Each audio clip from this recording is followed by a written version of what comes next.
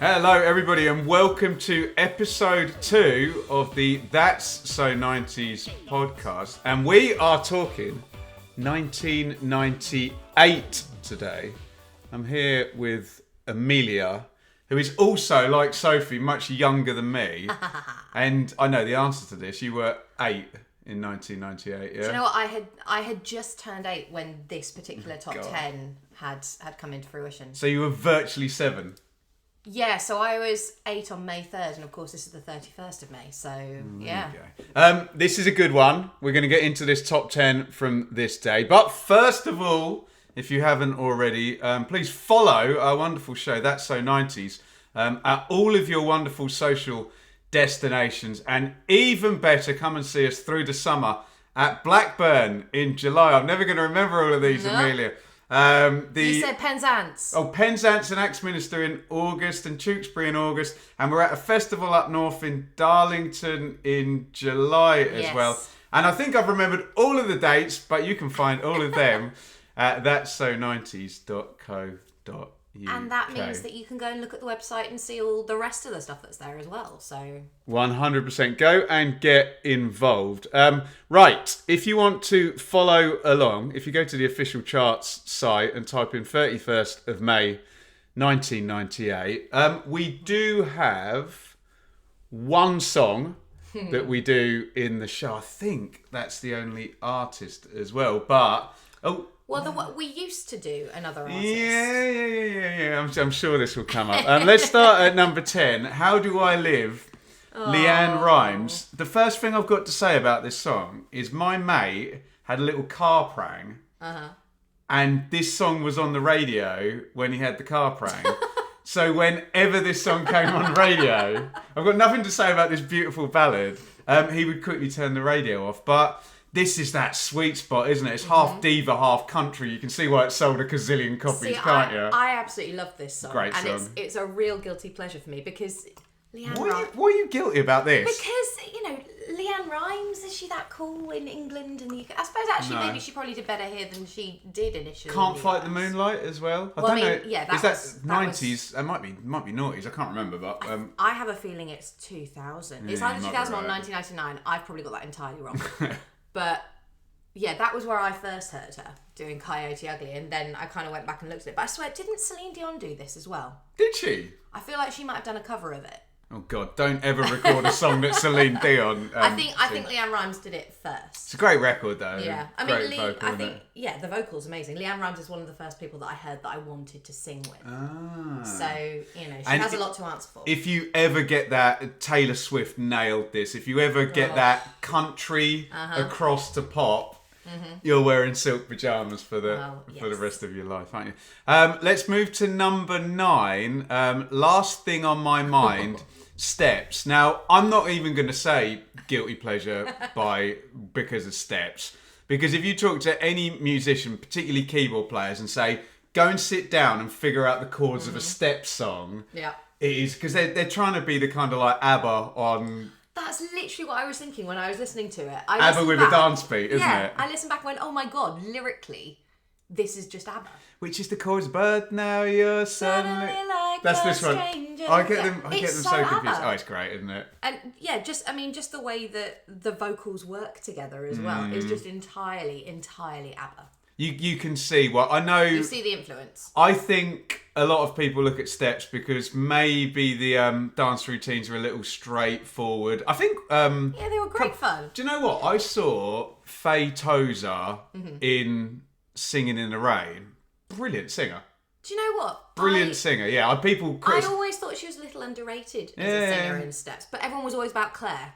Yeah, she's the big, powerful diva, exactly. Isn't she? Yeah. But then I saw Faye Tozer do something with, I think it was Andrew Botticelli. Yeah. And that was incredible. Yeah. And you thought, oh, where were they hiding you? There you go. I think a lot of these people, they come out, and I remember seeing Stephen Gately doing Joseph as well. I think they come out going to the West End and really, really get good at singing. But yes, Steps, one of their many, many... have they had the number of...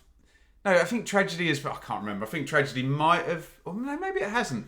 Tragedy was the number one for Steps, wasn't it? But they kind of skirted around the top 3 a lot. But Right, I have a confession to make about number 8, Stranded by Lutricia McNeil. I didn't have a clue. No. Didn't have a clue. But I was listening to it thinking, this is Mary J. Blige. that's no bad thing. Do you know, ain't that just the way that life goes down, down, down? You're looking blankly at me. That was her. This is the follow-up. But it sounded nice. Do it again. I'm not going to do it again. We get demonetised because my singing's so accurate. Yeah. This was like the follow-up to the big worldwide smash. Oh, okay.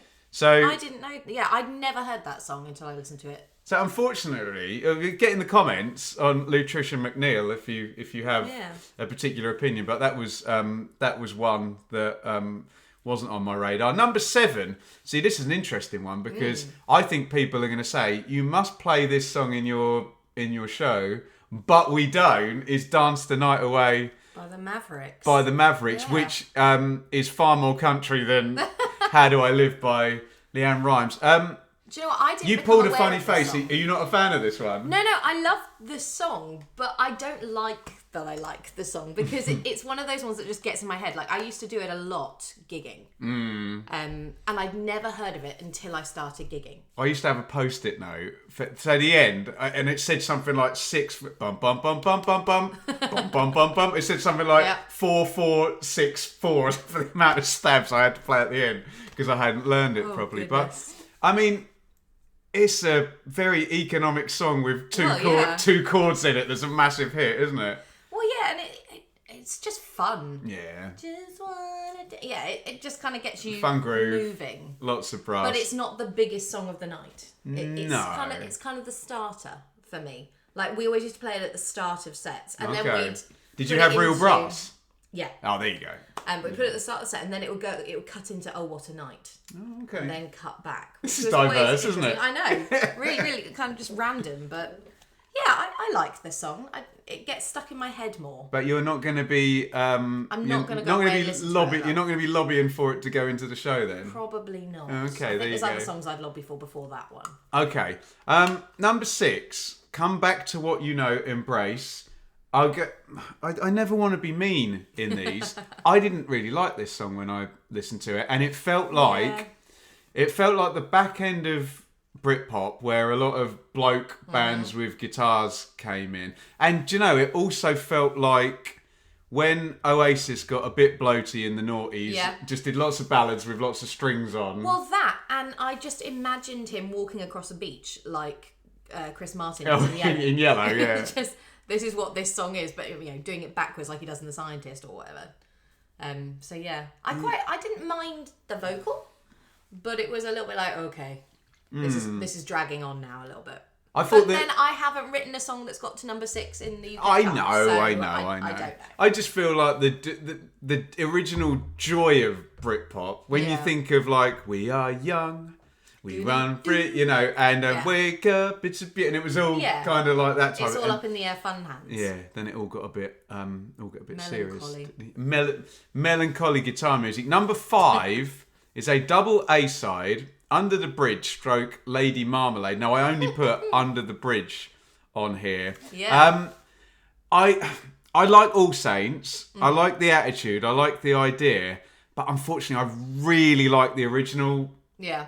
Of this song. So the problem I've got is every time I listen to this, especially because they kind of don't do the same melody that the Chili Peppers do. Yeah, it does change ever so slightly. See, my thing about All Saints is that were they around now, I probably would like them. Okay. But obviously because I was 8 at the time, and All Saints were kind of the older version of what the Spice Girls and Bewitched and people weren't. Yeah. They kind of passed me by a little bit. Okay. Yeah, so when I heard this one, I thought, that'd be quite an interesting take. Yeah, I heard the Chili Peppers version obviously a lot sooner than I heard this one. Right. Because I just didn't know these Chili guys. Peppers they were just version's older. beautiful, isn't it? Yeah. Well, I mean, it's there. So you kind of feel like with All Saints, like their PR people were probably telling them, right, everything the Spice Girls do, you need to do the opposite. Well, they're the complete basically opposite. Yeah, they're the emos to the Spice Girls. If they smile, you pout. If they wear a dress, you wear combats. If they dance, you stand still. Exactly, but I think the difference is that whilst the Spice Girls had lots of different types of people that could do all of those things at the same time, All Saints were just that one that was like, Yeah. okay, we're not gimmicky, we're cool. It's a little bit like, oh god, what I imagine the Sugar Babes were trying to be when they first 100%, started. yeah, 100%, yeah. You know, they were trying to replicate this All Saints look, I think. Number 4 is Feel It by Tampera, which is a great name, featuring Maya. Not a clue. Which was actually number 1 the week before. So it's basically Can You Feel It by the Jackson. What on earth is it Wizard of Oz? What you're going to look like with a chimney on you? I've got no idea what they're singing about. I haven't got a clue. But I just want Michael Jackson. I just want Michael Jackson to come in, to be honest. But Well, I was expecting something like that to happen in it, and it just kept going over the same thing. I thought, But we are This now. never ends. But we're now into dance music. We're going to get onto another one. So we're now into dance music songs becoming mainstream kind of hits. Oh God, what did I had on the one I did with Sophie? Check back episode 1. Oh God, I can't even remember Can't even remember. Oh damn! No, I can't remember. So there was one. We said exactly the same thing. Number 3, "Horny" by Moose T. Now this used to be in our dance medley It did, at the start of the show for a few bars, but I quite enjoyed singing this one. It was a good. I know we wanted trip. to make it an early 90s Yeah, exactly. dance medley, and then this was This was not it. rather different. This is a great song, I think. Oh yeah, I really like Yeah. it. Again, it's another one that I only came across when I started gigging. Okay. Because I think I just missed out on the dance era early on. And then when I came back to actually gigging and everyone went, oh yeah, there are these great songs from the 90s. And I was like, yes, Bewitched. I go, no. Spoiler alert. But yeah, no, it's a really good tune to sing. So I enjoyed it. And And it's got great brass. yes, and I guess they get away with the horny thing with the double entendre. Absolutely. Because it has got great horns in it as well, Exactly. hasn't it? But there you go. Right, number 2. Right, this song really interested me. The Boy Is Mine. This feels like the most artistic kind of, you know, if we're going to get pious and pretentious about our art here, obviously a top 10 is always going to be full of commercial songs. This is actually quite an interesting song, isn't it? What was your take on it? I mean, I've always liked this song. Yeah. It's one of those ones that I did know, but mainly because I know Brandy as a TV star. What was she in? She had her own show called Brandy. I think it was called Brandy. I remember watching it I'm alongside severely That's So under-researched here. Raven. Yeah, it wasn't on the CBeebies channel. It was it was somewhere else, like Cartoon Network or something like that. Nickelodeon. Oh, it was probably Nickelodeon. Right? Yeah. And yeah, so I remember it from that, and it was based on a storyline that had happened in the show, I think. Oh, really? But I don't remember what role Monica played within that, so I don't know if she actually had one. But what about that? What is it, like a harp or something? That's there's something really that plays. lush, isn't it? Oh. Yeah. Yeah, no, I really like it. Yeah. But yeah, I've heard a version of just Brandy, and then I've heard one of Monica and Brandy, so they must have done different versions of it. Okay. And in terms of like the storytelling and everything, and it's just actually a Yeah, it actually has really a story good song, to doesn't say. it? Yeah. Well, it's a little bit like No Scrubs in that respect. Right, Like, there is a yeah. story that happens within that if you Yeah. kind of pay attention to it. Some of the R&B kind of really went there with the storytelling more so than actually maybe the pop did. Like compare that very much storytelling so, to. yeah. Actually, no, you can't really compare it to the Steps one. That has some pretty good storytelling in it as well. Yeah. Taking from the ABBA Foundation again. There you go. Right, number 1 on May the 31st, 1998, which is 27 years ago today, Wow. is C'est La Vie by Bewitched. Now, this is quite funny because we play our show with some pretty serious musicians who you would think would just want to play Steely Dan and Toto or something. Wouldn't we just... But when everybody plays C'est La Vie by Bewitched, it is so fun, isn't it? Well, yeah, because actually all of these songs, they had to actually really work out how to play them well, and actually the arrangements. You know, someone sat down and went, "Do you know what, this would be really cool," and they had to, kind of take that funk from the 70s and the 80s and find a way to repurpose it. And I think they did. They mixed it in with a little bit of dance and it all worked really well. It's a great tune, isn't it? And I think the thing about it is it's literally over in a blink of an eye. It's probably but I bet it's under 3 minutes when you listen to it. Hit those. It probably is. Hit those choruses. Speaking of double entendres as well, play with the girls, play with the boys. If you ever get lonely, play with your toys. I'll show you mine if you show me. Yep. I think I saw on the one of the documentaries I was watching, the girls in the band were very aware of these lyrics being pitched to 8-year-old Amelia, yeah? Well, I only realised this, and I've been singing this song for years, but only when we actually started doing the show and I really kind of thought about what I was singing and how I was performing it, did I go, oh, okay. This is okay. Interesting. Right. Yeah.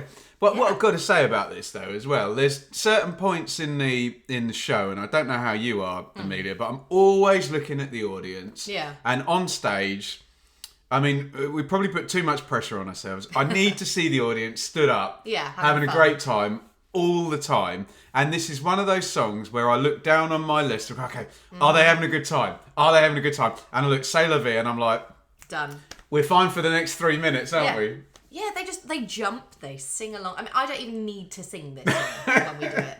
I mean, I could just do that, and they'd be like, yeah, great, we know every single word. I don't know a girl my age. I probably don't know a boy my age who does not know the lyrics to this song. Do you think, to get all serious about it, would they get away with the flagrant cultural appropriation of the... What do you like? Absolutely not. That wouldn't fly today, which is a shame, isn't it? Because it's just a bit of fun. But they were Irish. There you go. They're appropriating their own culture. There you go. Yeah, they're just kind of stereotyping it. I mean, I can't do it in the show because I can't do the accent. No, there you go. Well, I'll have a go from the background. There you go. I dare you. So that is your May the 31st, 1998 top 10. Let us know your favourites. I think from an artistic point of view, I think the best record is probably The Boy Is Mine. Mm-hmm. I've got to admit, I love the Step song and I love the Bewitched song. What are your take homes from that top 10, Amelia? Well, 8-year-old me would say that it was Bewitched. Absolutely. Actually, I love the Step song. I absolutely love it. I can't help it. It's a real guilty pleasure. And I love the video for it. I don't remember the video. Oh, the video is them, driving around in an open-top car. Oh. And then they go to a poolside, and for some reason, there's loads of people kind of milling around, and one of them pushes Lee into the water, and it's all like, oh, he's the pretty one. And then they all stand up, and they do the dance, and they sing the song to people who are randomly sitting by a pool. Not in the pool, but watching them perform. You can't get better. Unbelievable. You can't get better. You can't get better than the 90s. Amelia, thank you for joining us here on the podcast today. We will be back with another random top 10 from another. I'm going to make Matt do 1990 because he's old. He's old like me. He'll be able to remember them. You're always going to get 97 and 98 and excellent. 99. If you love the 90s, give us your comments. And even more so, if you love the 90s, come and see the That's So 90s show through the summer in Blackburn and Penzance and Axminster and Darlington and Tewkesbury and wherever else we are. And you can find all of those dates over on our social media. Say goodbye, Amelia. Bye. And we will see you very soon.